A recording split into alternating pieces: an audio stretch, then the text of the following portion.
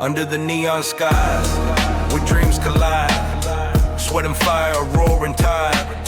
The match shakes, the crowd ignites, in the city of endless fights. Los Angeles wrestling, where legends rise. Under the lights immortalized, the ropes sing songs of blood and pride. Los Angeles wrestling, where heroes never hide. Under the lights immortalized, the ropes sing songs of blood and pride. Lost king songs of love and pride. Hi, I'm Johnny Steele. I'm the current owner for Law Los Angeles Wrestling, and I was present for the infamous Stage of Hell match between Corpse Grinder, who we call Grave, and Kerry Steen, aka Smash Barnett.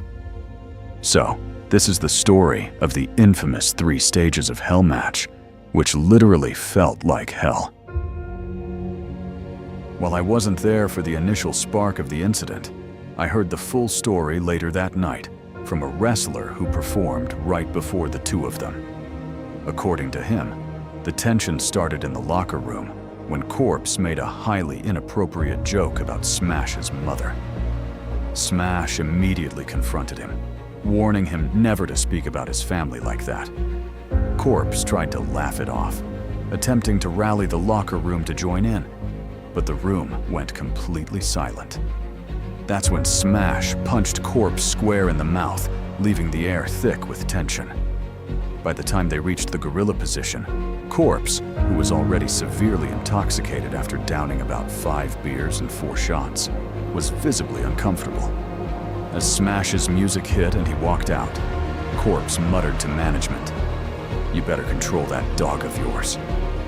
Then, his own music hit, and he walked through the curtain. Sensing something was wrong, half the locker room crowded around the monitor to watch. Suddenly, Smash vanished from the camera's view. He wasn't at ringside or anywhere to be seen. The next thing we saw was Corpse walking down the ramp, only for Smash to blindside him with a massive punch that knocked him flat out.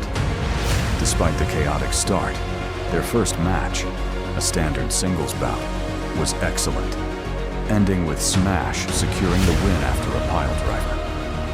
Round 2 raised the stakes to an Extreme Rules match filled with thumbtacks, tables, and heavy hitting. It was an incredible spectacle, but things went off the rails when Gravedigger called for a superplex. Corpse, who I loved to death, but he was acting like an idiot due to the alcohol, decided to superplex Smash completely outside the ring. Both men suffered horrific injuries from that spot. I distinctly remember Gravedigger needing 14 stitches and 12 staples. It was incredibly brutal. By round 3, it was an Inferno pit match. Sitting there, I realized this wasn't a scripted show anymore. This was pure hatred. The fire was meant to act as a cage to keep them inside the ring, not a weapon to be used on each other. But the script was completely thrown out. In a shocking moment, Smash threw Corpse directly into the fire.